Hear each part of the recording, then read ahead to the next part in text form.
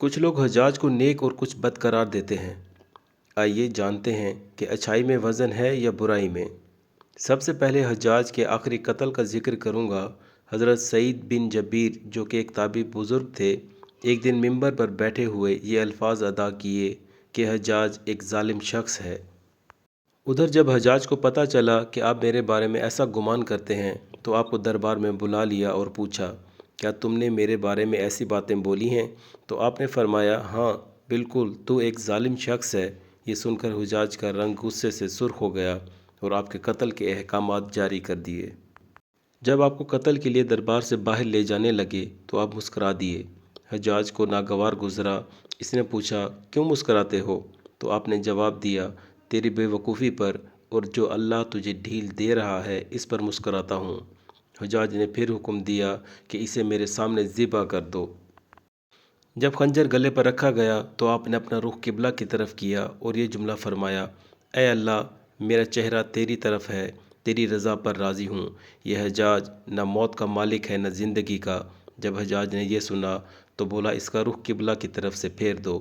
جب قبلہ سے رخ پھیرا تو آپ نے فرمایا، یا اللہ، رخ جدھر بھی ہو تو ہر جگہ موجود ہے، مشرق مغرب ہر طرف تیری حکمرانی ہے۔ میری دعا ہے کہ میرا قتل اس کا آخری ظلم ہو، میرے بعد اسے کسی پر مسلط نہ فرمانا۔ جب آپ کی زبان سے یہ جملہ ادا ہوا، اس کے ساتھ ہی آپ کو قتل کر دیا گیا اور اتنا خون نکلا کہ دربار تر ہو گیا۔ ایک سمجھدار بندہ بولا کہ اتنا خون تب نکلتا ہے جب کوئی خوشی خوشی مسکراتا ہوا اللہ کی رضا پر راضی ہو جاتا ہے۔ حجاج بن یوسف کے نام سے سب واقف ہیں۔ اس کے اچھے کام بھی تحریر کیے دیتا ہوں۔ حجاج کو عبد الملک نے مکہ، مدینہ، طائف اور یمن کا نائب مقرر کیا تھا اور اپنے بھائی بشر کی موت کے بعد اسے عراق بھیج دیا، جہاں سے وہ کوفہ میں داخل ہوا۔ ان علاقوں میں 20 سال تک حجاج کا عمل دخل رہا۔ اس نے کوفے میں بیٹھ کر زبردست فتوحات حاصل کیں۔ اس کے دور میں مسلمان مجاہدین چین تک پہنچ گئے تھے۔ حجاج بن یوسف نے ہی قرآن پاک پر اعراب لگوائے۔ اللہ تعالیٰ نے اسے بڑی فصاحت و بلاغت اور شجاعت سے نوازا تھا۔ حجاج حافظ قرآن تھا، شراب نوشی اور بدکاری سے بچتا تھا۔ وہ جہاد کا دھنی اور فتوحات کا حریص تھا۔ مگر اس کی تمام اچھائیوں پر اس کی ایک برائی نے پردہ ڈال دیا تھا اور وہ برائی ظلم تھا۔ حجاج بہت ظالم تھا۔ اس نے اپنی زندگی میں ایک خونخوار درندے کا روپ دھار رکھا تھا۔ ایک طرف موسیٰ بن نصیر اور محمد بن قاسم کفار کی گردنیں اڑا رہے تھے اور دوسری طرف وہ خود اللہ کے بندوں، اولیاء اور علماء کے خون سے ہولی کھیل رہا تھا۔ حجاج نے 1,20,000 انسانوں کو قتل کیا ہے۔ اس کے جیل خانوں میں ایک ایک دن میں 80,000 ہزار قیدی ایک وقت میں ہوتے، جن میں سے 30,000 عورتیں تھیں۔ اس نے جو آخری قتل کیا وہ عظیم تابعی اور زاہد و پارسا انسان حضرت سعید بن جہیر رضی اللہ تعالی عنہ کا قتل تھا۔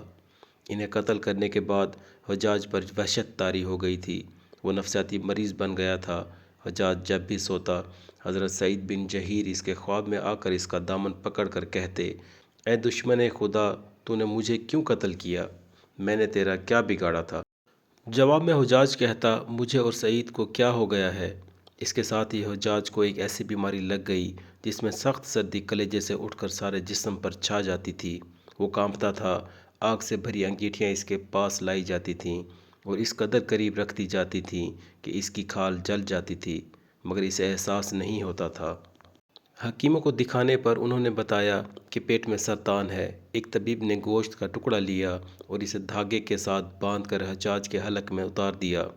تھوڑی دیر بعد دھاگے کو کھینچا تو اس گوشت کے ٹکڑے کے ساتھ بہت عجیب نسل کے کیڑے چمٹے ہوئے تھے اور اتنی بدبو تھی جو پورے 1 مربع میل کے فاصلے پر پھیل گئی۔ درباری اٹھ کر بھاگ گئے۔ حکیم بھی بھاگنے لگا۔ حجاج بولا، تم کدھر جاتے ہو؟ علاج تو کر۔ حکیم بولا، تیری بیماری زمینی نہیں، آسمانی ہے۔